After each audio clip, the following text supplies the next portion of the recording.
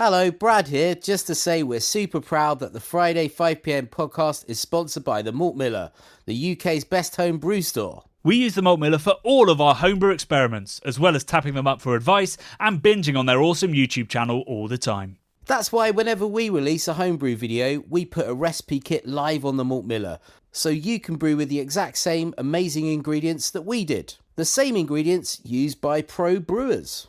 So alongside the Malt Miller's nitro-flushed hops, cold-stored yeast and milled-to-order malts, you can pick up recipe kits for our 5 Points Best Bitter, Russian River West Coast IPA, and now the fastest beer in the world, a hazy session IPA that goes from grain to glass in less than 48 hours. Sign up to their newsletter at tinyurl.com/Malt Miller to get 5% off your first order.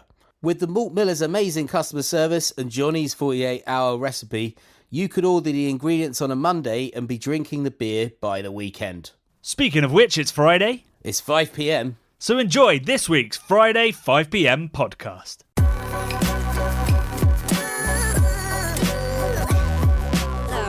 It's Friday, it's 5pm, and I hope you've all had a better week than James Watt.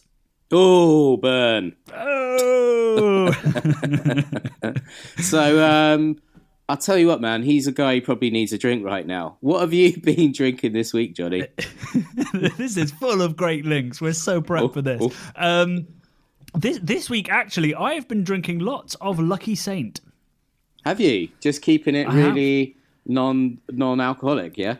Keeping it chill, yeah. I mean, because, obviously, new baby. I've had a hell of a lot of work on. So I've been... My wife, who's breastfeeding me, she's trying to stay away from the alcohol as much as possible. So I've been joining her because Lucky Saint... we did the video last week, which I'll put a link in the podcast description to. Last year, where I went sober for dry January. And I walked away from it thinking that Holy Faith was probably the best beer that I tried, or maybe the Rot House. But Lucky Saint...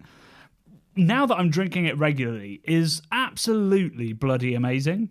It is, nice. Honestly, when I finish work and I'm hankering for a beer, and I usually go for like a Hellas or a Pilsner, Lucky Saint is the same feeling. I swear.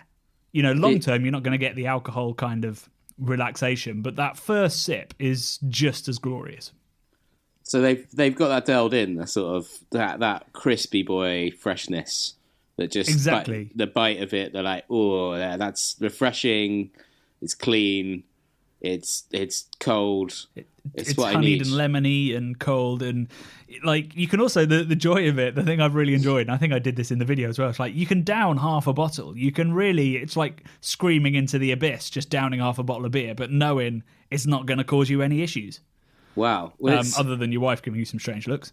It's funny. Well, I imagine.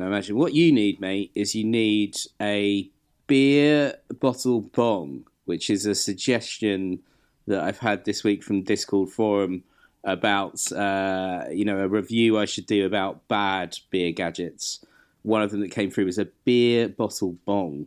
And basically it looks like a bit of garden hose that goes over the top of your bottle. And then you have a little straw that comes out the side to let the air in as you create a sort of vacuum from drinking the liquid. And it basically lets you down stuff incredibly quickly. So I might be reviewing that someday soon. A beer that I won't be doing a beer bottle bong with, certainly won't be doing, is the Daya Beak Cosmic Control Dipper that I'm holding in my hands and looking longingly at right now. Because I haven't really been... strong link. A very strong link, right, Johnny? It's almost Bradley, like I'm you had your getting good at Weetabix this morning. Oh, it's almost like I actually almost know what I'm doing these days. It's an 8% dipper, mate. It's got spelt in it, Strata, Idaho 7, Brew 1 hops, and Eclipse hops, which I don't really know a lot about, Johnny. But can you tell us a bit about Eclipse hops? Eclipse is it's an Australian hop, I believe. I think it's supposed to be kind of mid-coast, so lots of kind of zesty, kind of juicy notes. So I think like sort of mandarin rather than orange, a little bit sweeter, and then still lots of pine and stuff like that. So I think it's something that's going to sort of sit between the coasts, and you can use it in both, which seems like that's kind of what Daya have done. Like Idaho 7, I think, is brilliant in West Coast beers, and then Strata is an all-out passion fruit bomb that's great in New England, so they're probably trying to go across both. And Spelt is used in Saisons in Belgian beer, so Spelt can sort of add a lightness. I think it's often like kind of perceived as vaguely acidic, so it brightens up Saison, so maybe that's what they're trying to do, add a bit of crispness to the dipper. Right, amazing. I thought maybe the Spelt would give it a bit more texture, a bit more mouthfeel, but it does the opposite. It almost brightens it, you're saying. Yeah, exactly. It's sort of because Saisons can be, with all of the sort of the oily esters that you get from Saison yeasts, Spelt's used to sort of brighten it and zest it up. Interesting. So yeah, maybe hopefully it's going to do the same for your liver. I've come up with a name for a beer we're going to make when we launch our bona fide brewery. It's going to be called... Wait, are we launching a bona fide brewery? Yeah, at some point. Yeah. It's going to be called Total Eclipse of the Hops, and it's an all Eclipse big boy. A risky boy, shall we say. It's going to be big. Yeah. What do you reckon? I like Total it, and we'll of the send Hops. cans to Belinda and see if she'll promote it for us. Like, with a craggy, York croaky did voice. With, who did they get? It wasn't Barbara Streisand. It was another venerable... female actor. It was Judi Dench with their beer Judi Quench. Wow. And Judi Dench took a photo with it. That's it was awesome. pretty special. And obviously you've got Rick Astley, who's a big, whatchamacallit guy, isn't he? What are they called? Oh, fuck. I can't remember what the brewery Brad, have is. you forgotten McKellar? McKellar, yeah, McKellar. I have forgotten McKellar. I was literally picturing myself drinking McKellar in Clerkenwell in their brewery pub, and I couldn't remember the name. Just escaped me. Yeah. Well, great beer. That's another nice link because McKellar have had a terrible couple of months, and it seems like they've been accused of having a very sexist, misogynist, and exploitative work culture. And initially, the founder Mikkel was hugely unapologetic. Dismissed most of the claims, saying that these were people that were fired, they were employees with a vendetta. But I think either just through the sheer pressure and recognition that he's going to destroy his own brand if he doesn't start to look into this properly, or perhaps through genuine realization that if there's this many stories, it can't just be vendettas. He's now doing the right thing, and he's got actually one of the complainants, I think, to lead an independent investigation into the culture at the company and to allow people to make anonymous and non-anonymous, I don't know what the opposite of anonymous is, applications for investigation. So McKellar are now doing the right thing. I wish that were true of BrewDog. BrewDog, nice link, Johnny. Nice link, son. So on Monday evening, Disclosure, which is, I think it's like the Scottish Panorama kind of thing. It's sort of an investigative TV show, and it was aired in BBC Scotland, and it was an investigation into BrewDog as a company and the controversies that they've always had, and some new ones, and some new things were brought to light. You can still watch that on iPlayer. I'll put a link to that in. But Bradley, do you want to give some highlights of the things that were discovered and aired, not for the first time, but to the general public for the first time? Yeah, man. I mean, I've even lined up an audio clip for us to listen to at some point. I don't know if you want to do that now. Weetabix, Brad, I love him. Yeah? Should I do that now? Yeah, go for it. In 2015, he tells the world his bars would no longer stock Lagunitas after they were bought out by Heineken. In 2018, he punished Beavertown Craft Brewery for selling a stake of their company to Heineken.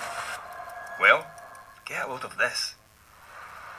We found out that in 2017, James Watt bought shares worth £500,000 in that insipid corporate giant, the scourge of the craft beer industry that he claims to despise.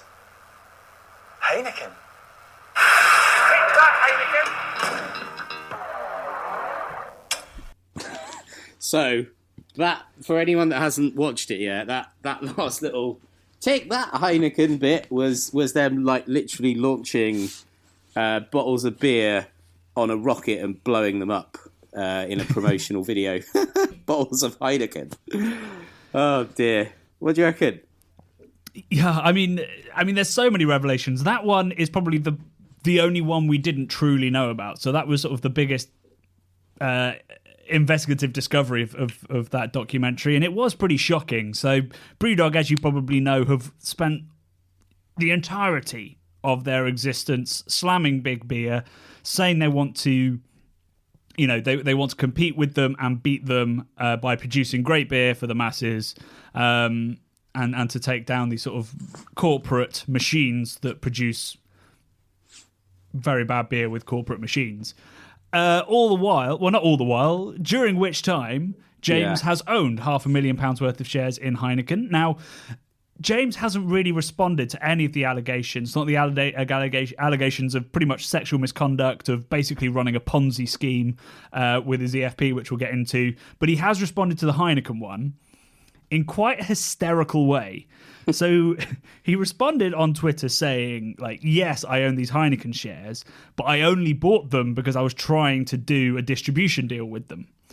Which, that's not an excuse. It's like, I only owned them because I could make vast amount of profit from owning it. It's like, it's not, completely misunderstands why people are pissed off about it. If anything, I'm more pissed off with James because it wasn't just him spreading his portfolio or him trying to get access to their annual general meetings to see what was going on. It was literally because he wanted to work closely with them and build his own business and indeed grow theirs together. It's like, it's the worst possible response you could ever have to that. I think if discovery. I was him facing that sort of question, I would come up with the concept that I'm actually a sort of deep state, hidden player, anarchic terrorist guy that wants to basically disrupt Heineken. So I bought shares in it to destabilise and basically kick them in the gonads from within.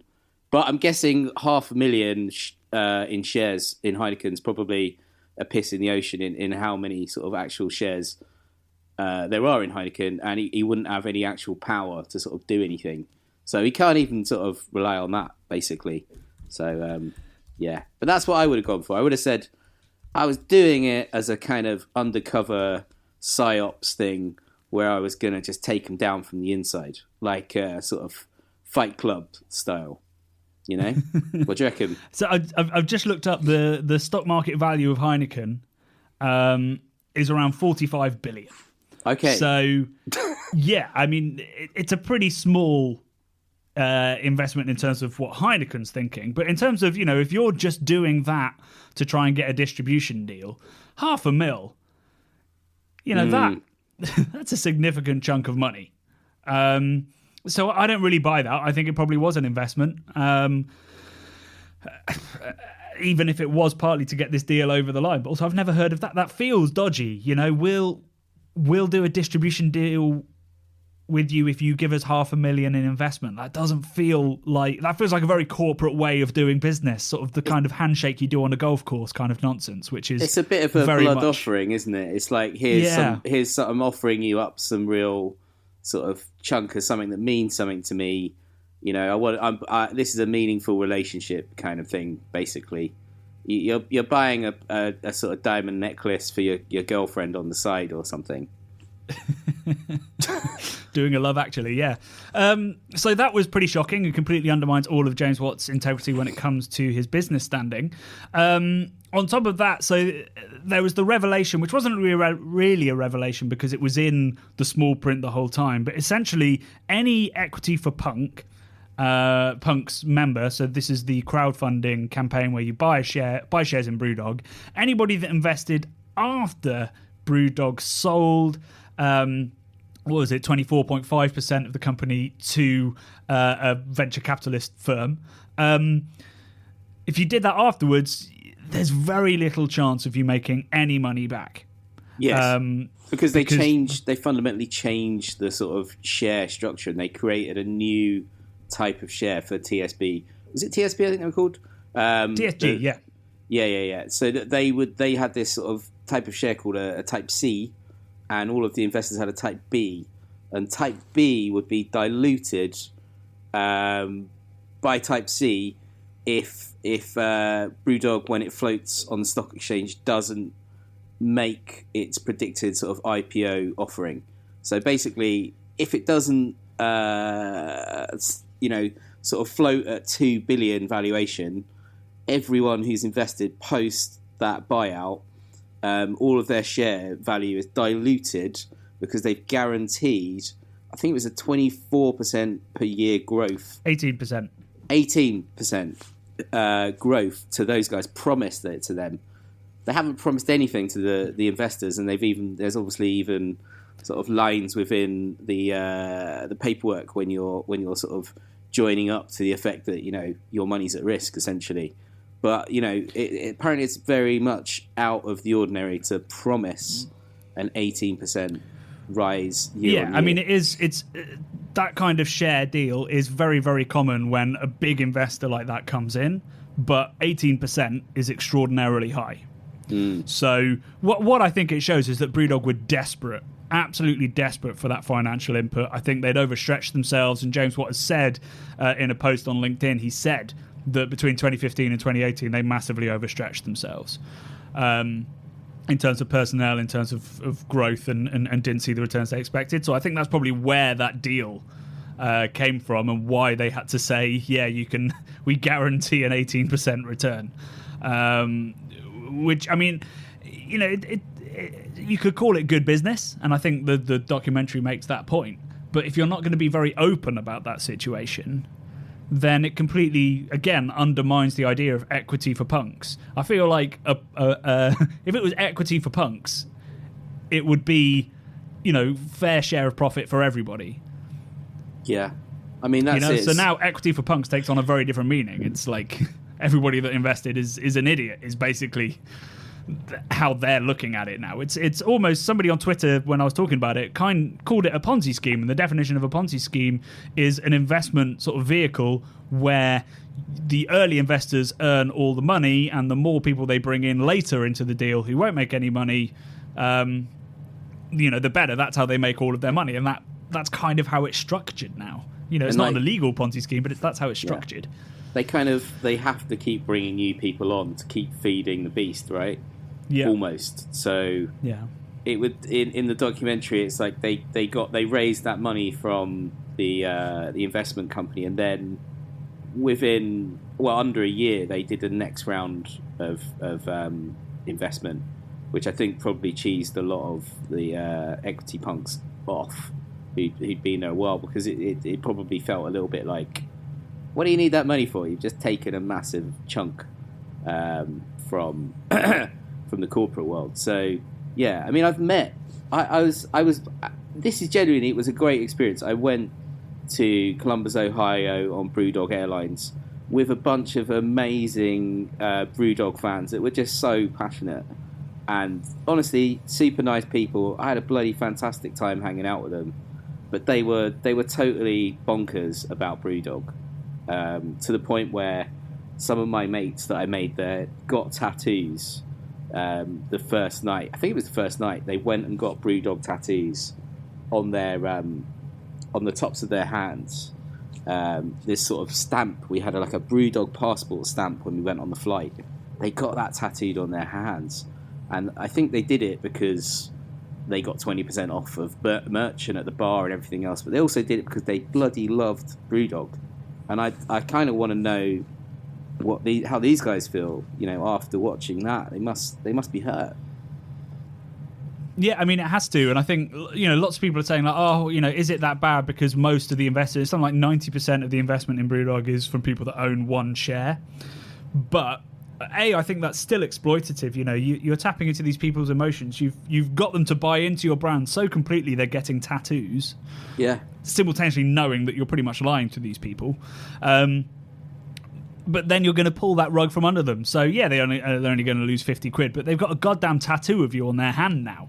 You know, it is an emotional investment that people make, and I think that to some extent there's been a lot of cynicism around whether that's really a thing, but I really think it is. There's going to be a lot of absolutely devastated people there because they believed in something, and it's been, I wouldn't say proven, it's still allegations, but it's definitely looking like they were completely duped. And the more and more I think about it, there's a great podcast about OneCoin, which is this entirely fake cryptocurrency.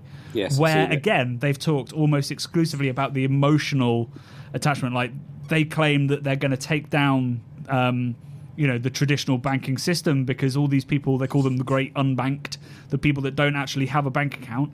They're going to take down that system so that you can invest in something that actually makes you money. And it's a completely fake currency. It does not exist. It does not have a valuation. You cannot trade it, and yet people have poured their life savings into it. And the more and more I think about it, the more kind of synergies there are between BrewDog's story, BrewDog's marketing, and BrewDog's eventual approach that's sort of been outed, and the one of OneCoin. Yeah. And I may have to eat my words if Equity for Punks do make a profit when the flotation happens. But I mean, with the damning sort of news coming out, I'm not sure that's going to happen. This is going to have damaged any IPO pricing. Dude, 100%. That was called The Crypto Queen, I believe, that documentary. The Missing Crypto Queen, I think, yes, was the podcast, yeah. It was fantastic. But yeah, I mean, it sort of preyed on the poorest, most sort of uncomputer literate people on the planet. It went to sort of parts of Africa and India that were really impoverished, and then sort of had almost like evangelical gospel type people going out and almost preaching that this was going to like change these farmers' lives and stuff. But I can't say BrewDog are like evil like that, but they've certainly tapped into that evangelical preaching the good word. It's all like, it feels like a movement. Having hung out with all these equity punks and like had a great time on this sort of BrewDog jolly and actually making genuine friends, I can't help but feel really quite bad, and I do worry about these people that have, it was kind of a lifestyle for them,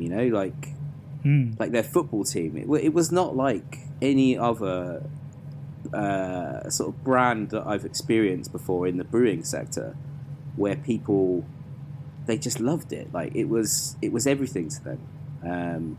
It's going to be like breaking up with your girlfriend for a lot of people, or something really devastating. I don't know. I feel like there should be some sort of support network. Hopefully that is. Maybe if you're an equity punk, there are forums and they'll all be talking about this and offering each other support. But if anything's come out of it, hopefully they've met like-minded people and they've made friends. But it's sad for them, for sure.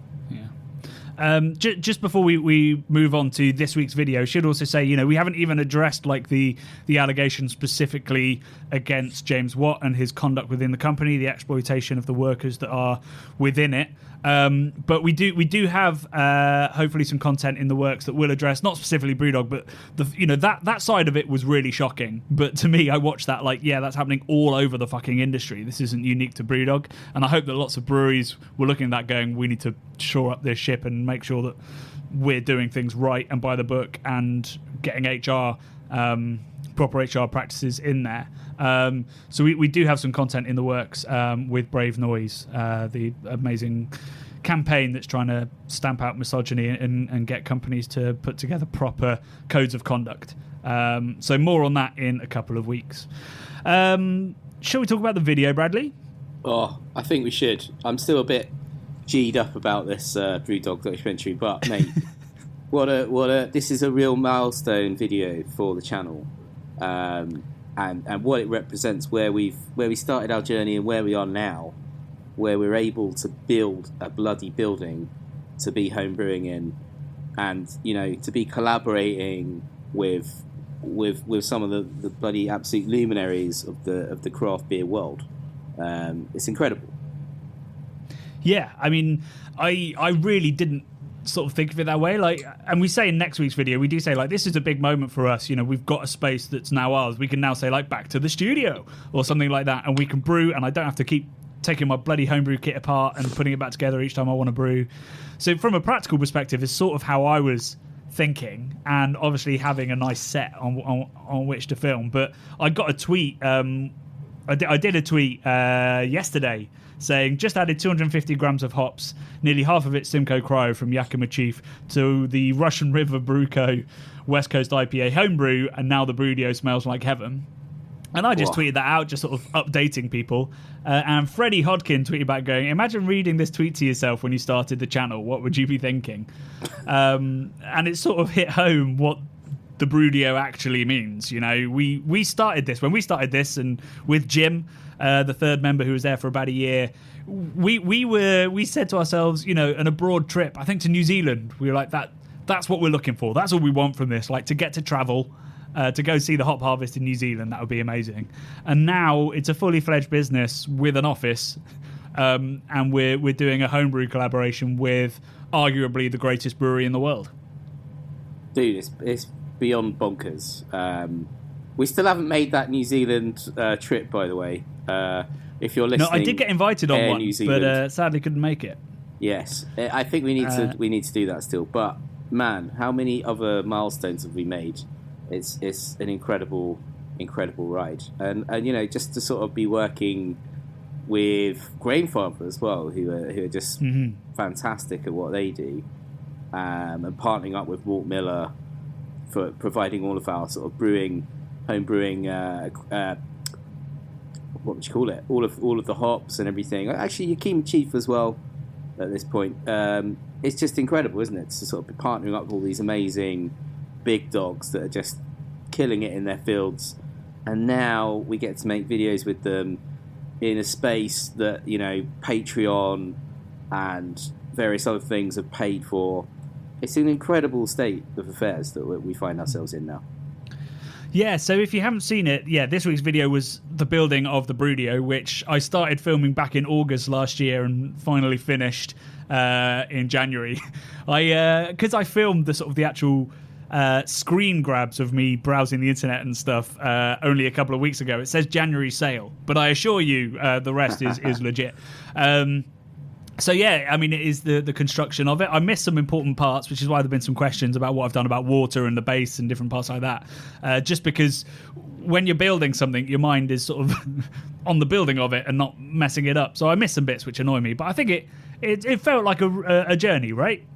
Yeah, definitely. I was hoping you were going to give shout-outs to sort of the family members that had helped you. It would be nice if you flashed up their names or something at some point, but maybe they wanted their anonymity. I didn't want to invade their privacy, but my wife's dad is the guy helping with the roof and the floor, and my dad is the guy doing he helps me with the floorboards, and also he did all the electrics internally, so my dad was an electrical engineer, so he's done all of that for me, and I've done my best to blow the fuses ever since.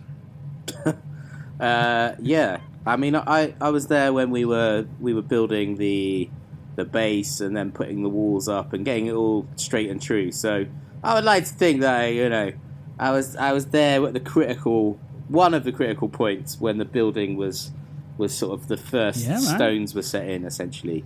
But the walls were literally your work. Yeah. It was a massive operation between all of your family and friends, and did a great job on it, man. Like, it looks great.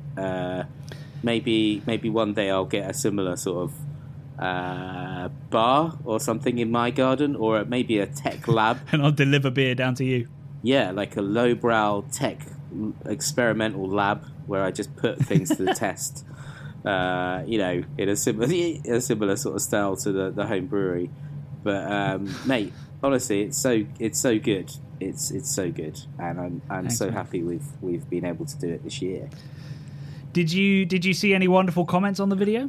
Yeah, so there were obviously loads of amazing comments. Everything was incredibly supportive and lovely. I like this comment from David Mallard because I thought it was genuinely a good idea, and it was kind of a bit of a throwback to our porter brew, which I love the process of building and just the idea of being able to move a brewery around. So David Mallard said, "Great Brewdio, Johnny and Brad.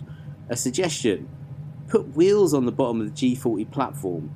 Easy to wheel outside for summer weather, outdoor brews, and for cleaning, rinsing the G40." And he says he's done the same with his G30 and it works great. So I really like that idea. I think that might be something to do when the sun comes back out. Yeah, we could. I mean, to be fair, the Grainfather is almost in the outdoors anyway because it's so close to the door. But it could be quite nice to have it out on the patio on nice days. Yeah, definitely. If I can get it over the ridge, I might have to build some ramps in to get over the door frame. But I think that's a cool idea. And definitely a little heart back to the Porterbrew, which is still. I can see it right now. It's just outside my house. It's surviving the weather pretty well, but I do need to get it into the garage at some point. Yeah, I was surprised when I was around last week that it looked pretty much flawlessly, like perfect. The paint job on it, everything looked great. I was like, that's been outside for about I don't know, 6 months or longer. A testament to Bradley Evans and to Simpson's pallets. Come on, Simpsons pallets for the win. That was incredible. I think it's because they're pressure treated and they're basically impregnated with all kinds of chemicals that stop any bugs or anything living having a go at it, and probably even stop the rain and whatever, everything from just touching it. So it's impervious to damage, seemingly. Simpsons crates and cockroaches, they're all that will be left in post-apocalyptic 2023 or whatever we're that looking and at. Probably bottles of macro lager, as I discovered a couple of weeks ago. And Boris Johnson probably still Boris Johnson, running fucking the show. Bulletproof. Bulletproof Boris. Bulletproof. Bullet Dodger. Boris the Bullet Dodger is what we should call him. I think that's from Lockstock, isn't it? Yeah, that is from Lockstock. No, Snatch. It's from a Guy Ritchie film. There's a character called Boris the Bullet Dodger. There you go. He's unkillable, and that is Boris. Well, I hope we can eventually. So we're running out of time, but we do have a question from Brad's video on Instagram, which he asked for questions for the pod. What have you selected this week from the veritable treasure trove of questions?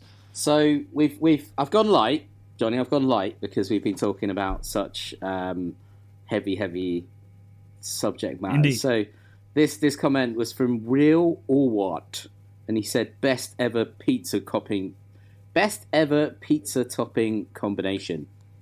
What you got for me? I think there's only one answer to that, and that's a big old West Coast IPA and pepperoni. Nice. Well, he didn't even ask about beer. He just said best ever pizza topping combination. But that's good that you've. Yeah, that's good that you've. I've taken it. I see. Yeah. Maybe he did mean beer, but he didn't say about beer. He just wanted to know what our favourite pizza toppings were.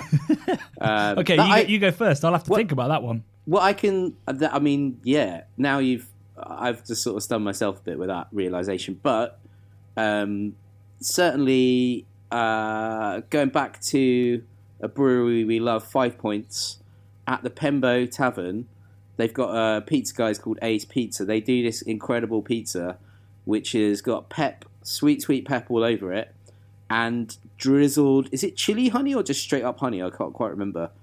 Drizzled honey all over the top of it. Very, very decadent. And this is the thing that sells it for me. The crust is covered in sesame seeds. And it just gives this extra level of gorgeousness that is well fit. So double pep, honey, sesame seed crust. That's a sexy little topping right there. I've just remembered our video that we did with Frank Pizarro. Yes. Of Best Pizza fame. And that was it goat's cheese, lemon, it was ricotta, lemon, and sesame seeds.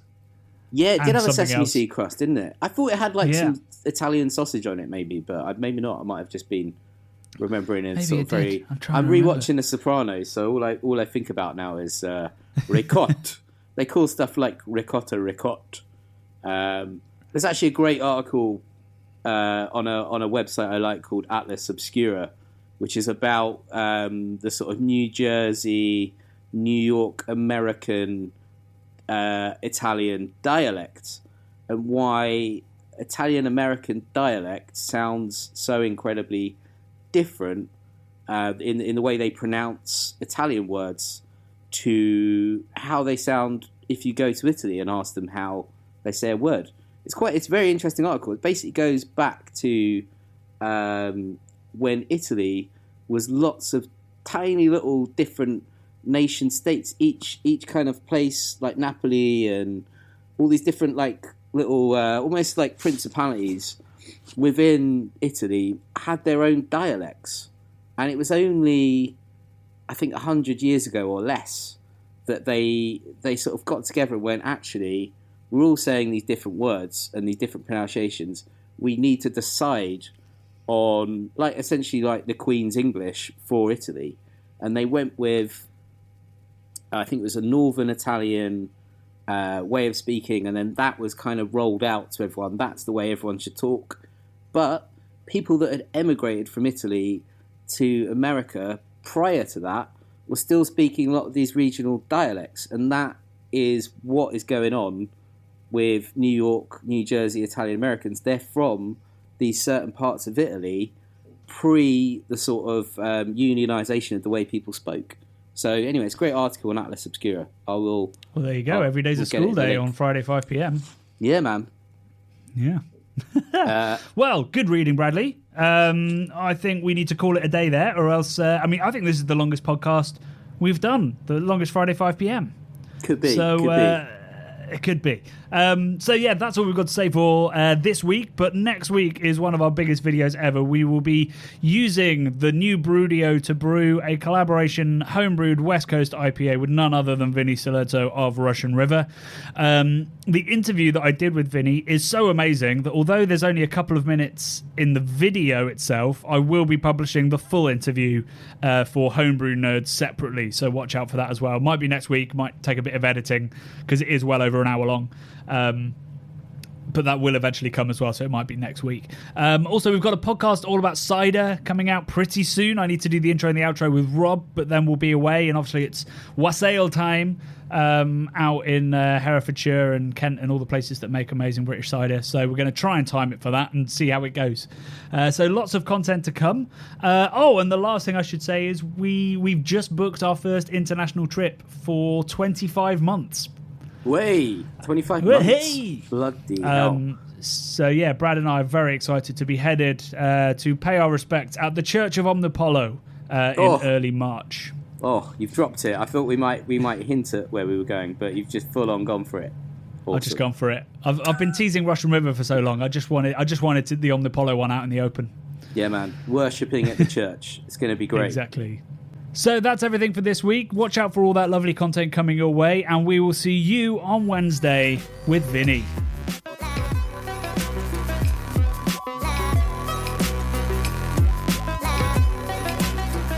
The Bubble and Friday 5pm podcasts are brought to you by the nerds behind YouTube's craft beer channel. You can watch over 400 mini documentaries at youtube.com/the craft beer channel. And if you love what we do, support us via Patreon and get access to merchandise and our amazing Discord forum, a positive and welcoming space for everyone who loves beer, food and homebrewing. Love and beer.